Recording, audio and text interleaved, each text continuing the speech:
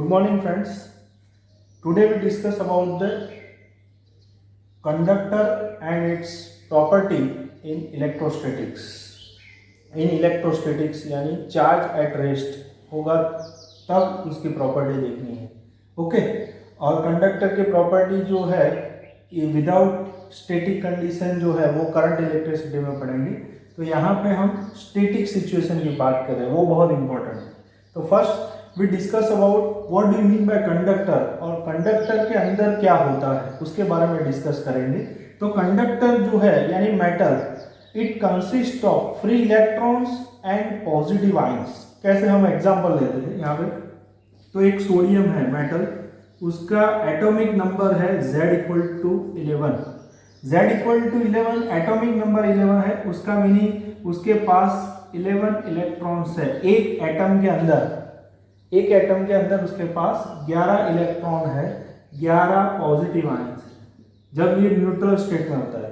उसकी electron configuration देखते हैं 1s2 2s2 2p6 and 3s1. तो यहाँ पे जो लास्ट आउटर मोस्ट ऑर्बिट में जो इलेक्ट्रॉन है that is known as valence electron और you can say free electrons. तो मेटल के अंदर क्या होता है, तो मेटल के अंदर इलेक्ट्रॉन्स फ्री होते हैं, it is randomly moving and positive fix ions. Positive fix ions कैसे बनते हैं, जब ये इलेक्ट्रॉन मेटल के बाहर नहीं मेटल के अंदर फ्री होता है. और ये इलेक्ट्रॉन को बाहर निकालने के लिए हमें एनर्जी देना पड़ता है. तो यहाँ पे इलेक्ट्रॉन इलेक्ट्रॉन जो है inside a conductor electrons are randomly moving और ये पॉजिटिव आयंस. तो कैसे बनता है इलेक्ट्रॉन्स और पॉजिटिव आयंस, ये इलेक्ट्रॉन जब फ्री हो जाता है ऑर्बिट में से तो यहाँ पे जो बाकी रहता है वो Na+ पॉजिटिव आयन बन जाता है. इलेक्ट्रॉन जो है उसको लूज करके जो भी एटम है वो पॉजिटिव आयन, इसलिए यहाँ पे कंडक्टर के अंदर इलेक्ट्रॉन्स एंड पॉजिटिव आयंस होते हैं. ओके. तो यहाँ पे हमें देखना है उसके प्रॉपर्टी के बारे में, conductor and its properties in electrostatic. तो first property is that electric field is zero inside a conductor in electrostatic steady condition. First property के बारे में हम स्टडी करते हैं. तो उसके लिए कैसे इलेक्ट्रिक फील्ड जीरो होता है, तो उसके लिए हम यहाँ पे जो है वो एक इलेक्ट्रिक फील्ड बाहर से अप्लाई कर रहे हैं, एक्सटर्नल इलेक्ट्रिक फील्ड जो है उसका पॉजिटिव प्लेट है, बैटरी हम बोलते हैं उसको. और ये जो है तो यहाँ पे एक्सटर्नल इलेक्ट्रिक फील्ड की डायरेक्शन क्या होगी, positive to negative. E external ये होगा, एक्सटर्नल इलेक्ट्रिक फील्ड की डायरेक्शन ये होगी. और उसके बीच में हम एक कंडक्टर, न्यूट्रल कंडक्टर जो है, न्यूट्रल कंडक्टर के अंदर क्या होता है, इलेक्ट्रॉन और पॉजिटिव आयंस. जो इलेक्ट्रॉन जो है it will be attracted by this positive plate.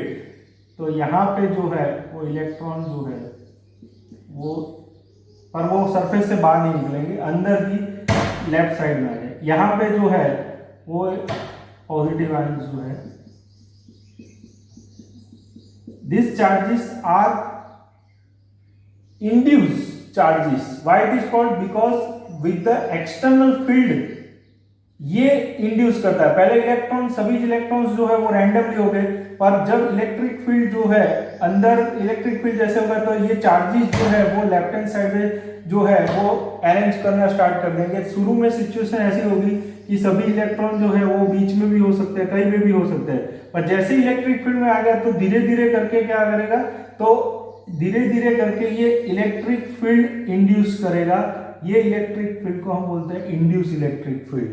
Induce electric field की डायरेक्शन ये है. ये सिचुएशन आफ्टर सम टाइम जो है वो आती है जब इलेक्ट्रिक फील्ड में कंडक्टर को रखते हैं. तो पहले तो सभी पॉजिटिव एंड नेगेटिव इलेक्ट्रॉन्स जो होते हैं वो रैंडमली होते हैं, पर जब उसको इलेक्ट्रिक फील्ड में थोड़ी देर रखने के बाद वो सब सिचुएशन जो है वो ऐसी हो जाती है. तो उसका मीनिंग ये इलेक्ट्रिक फील्ड जो एक्सटर्नल है और ये इंड्यूस इलेक्ट्रिक फील्ड, दोनों का इलेक्ट्रिक फील्ड की वैल्यू इक्वल हो जाएगी. यानी जिसका 20 न्यूटन पर कूलम है तो इसका भी 20 न्यूटन पर कूलम, दोनों जो है वो इक्वल एंड अपोजिट डायरेक्शन में है. इसलिए जो है net electric field inside the conductor is zero, total electric field जो है वो जीरो हो जाता है।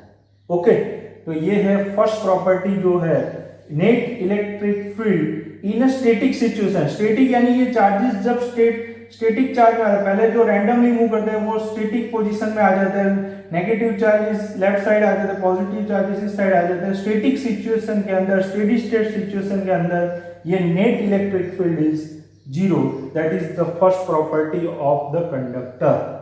This now the second property जो है उसके बारे में बात करता है कि इलेक्ट्रिक फील्ड जीरो होता है तो नेक्स्ट प्रॉपर्टी में charge inside a conductor is also zero in steady state condition. कैसे कि हम यहाँ पे कंडक्टर लेते हैं, उसका ये जो चार्जेस जो है वो स्टेडी स्टेट कंडीशन ही बात कर रहे हैं, पॉजिटिव चार्जेस जो है सपोज ऐसे डेवलप हो रहे हैं, तो हम क्या करेंगे, वो इलेक्ट्रिक फील्ड जो है उसके लिए गॉस लॉ आपको पता है, तो इलेक्ट्रिक गॉस लॉ क्या है, E dot A is equal to sigma Q upon epsilon zero.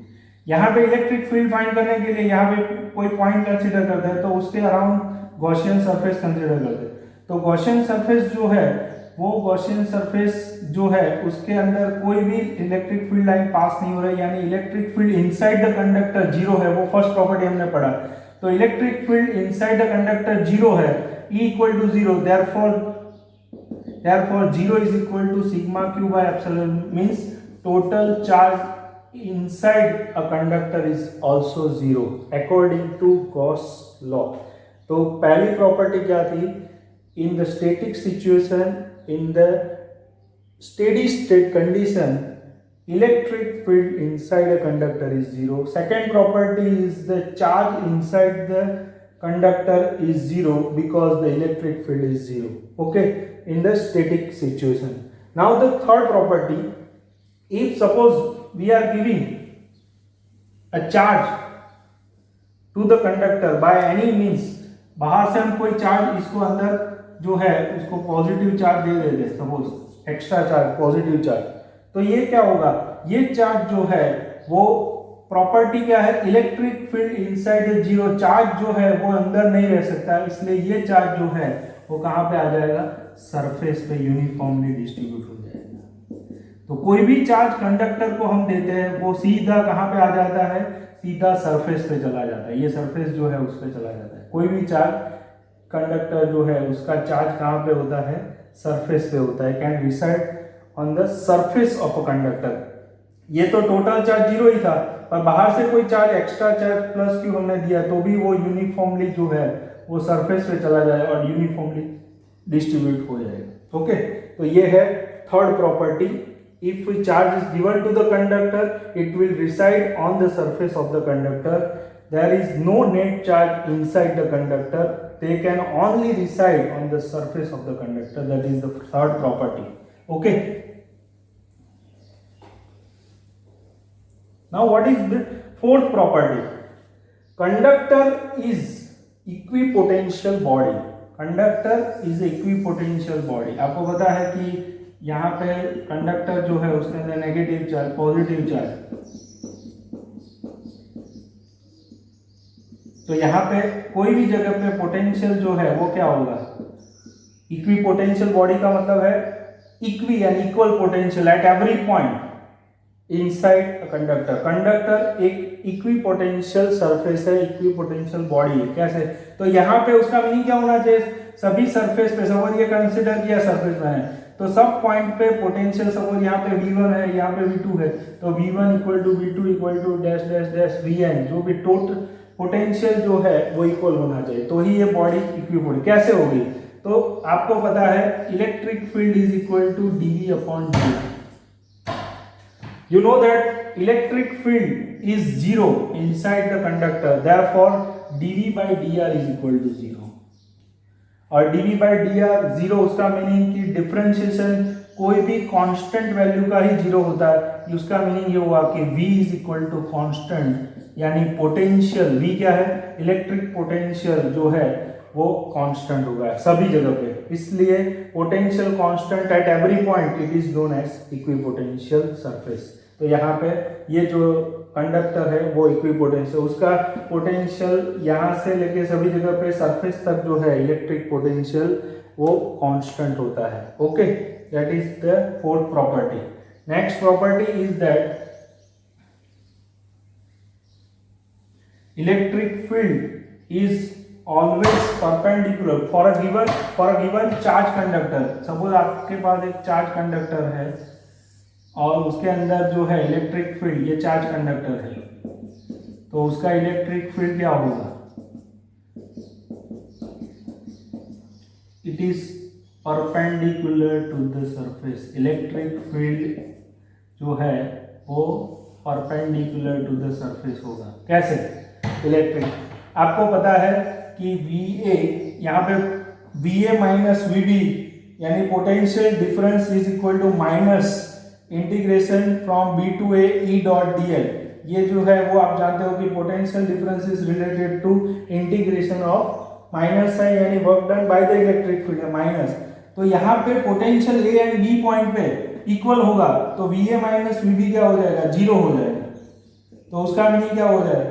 Electric field E dot dl कब जीरो होता है? यहाँ पे E डॉट dl का जीरो कब होता है? यहाँ पे आपको जीरो integration B to A E dot dl जीरो कब मिलता है? E dl cos theta. cos theta की वैल्यू जो है, थीटा की वैल्यू π/2 होगी, तभी जो है ये आंसर जीरो पॉसिबल है। इसलिए electric field is E dot dl यानी इलेक्ट्रिक फील्ड dl यानी स्मॉल पार्ट जो है उसके दोनों के बीच में जो एंगल होगा वो क्या होगा? 90 होगा, तभी ये पॉसिबल है। इसलिए electric field is always perpendicular to the surface. Okay, जो यहाँ पे क्योंकि जो एंगल होता है वो क्या होता है? cos theta cos π/2 is equal to zero. तो एंगल π/2 होगा तभी ये आंसर जीरो मिलेगा। इसलिए electric field is always perpendicular to the surface for charge conductor. Okay, तो ये जो six property that electric field of a charge conductor is given by only at surface,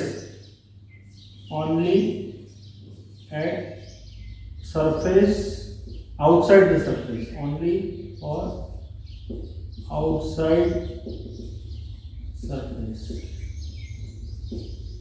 Electric field of a charge conductor is outside, because inside the electric field is zero. Outside it is given by electric field E equal to sigma by epsilon 0. Okay, now we have to prove the electric field is equal to sigma by epsilon 0. For that we consider a charge conductor. The positive charge is distributed on the surface. This is a charge conductor.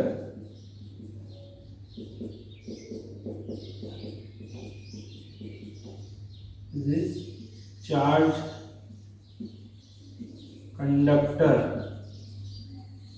You know the first property of the charge conductor, electric field inside is equal to 0. Now we have to find out the electric field outside at point P due to this charge conductor. For that we have to consider a Gaussian surface. Here we consider a pillbox type Gaussian surface.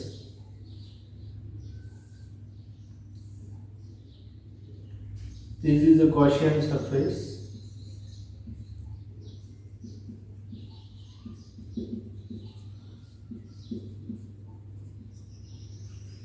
At point P, the positive charge is there. For at point P, electric field is perpendicular to the surface and it is outward, radially outward direction.